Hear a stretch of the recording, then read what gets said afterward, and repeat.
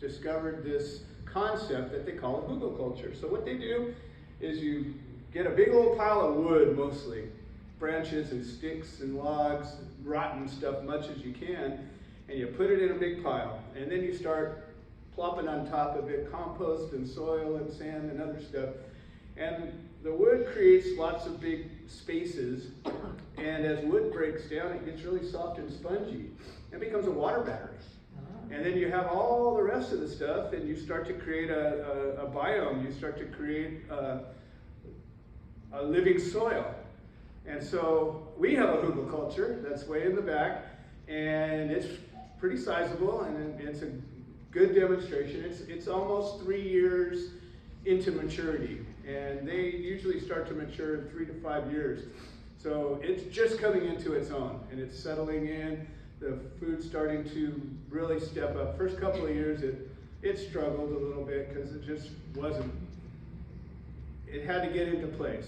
But now it's just starting to really thrive. And so what'll happen is the roots will dive down into it. There's a good mycorrhizae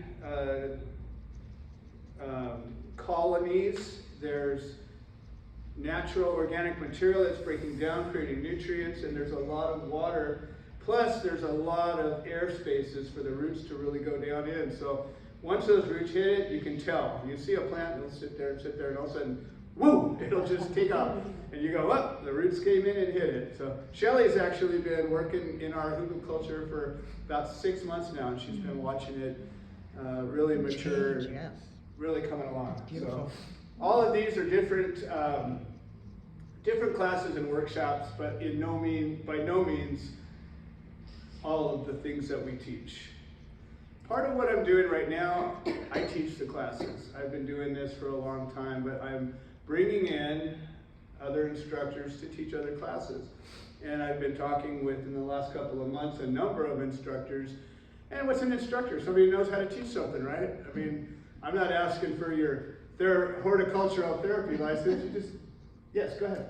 Have you been in contact with the Riverside County Master Gardener? Not yet, but they are on my list to contact, and I appreciate that because I know several people have brought that to mind, and so I know their program. I know plenty of people that have gone through it. I think that would be a good connection. So right now I'm doing companion planting. Say again? Companion planting. Yes, companion planting.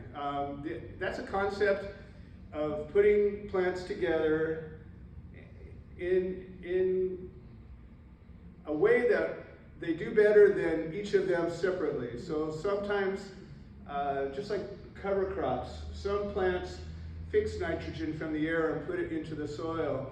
Some plants repel insects. Some plants attract insects. There's all kinds of reasons. Some plants crawl up the other plant, you know, like the old Indian three ladies,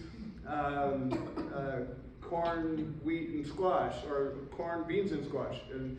And you know, the beans grow up the corn, and the corn shades the squash, and everybody wins, right? Everybody gets something out of it. So that's the idea of companion planting. And we're going to be, this year, as we're just getting into our planting cycle for the summer garden, we're going to be doing a bunch of demonstrations of it. And let's see how well it works.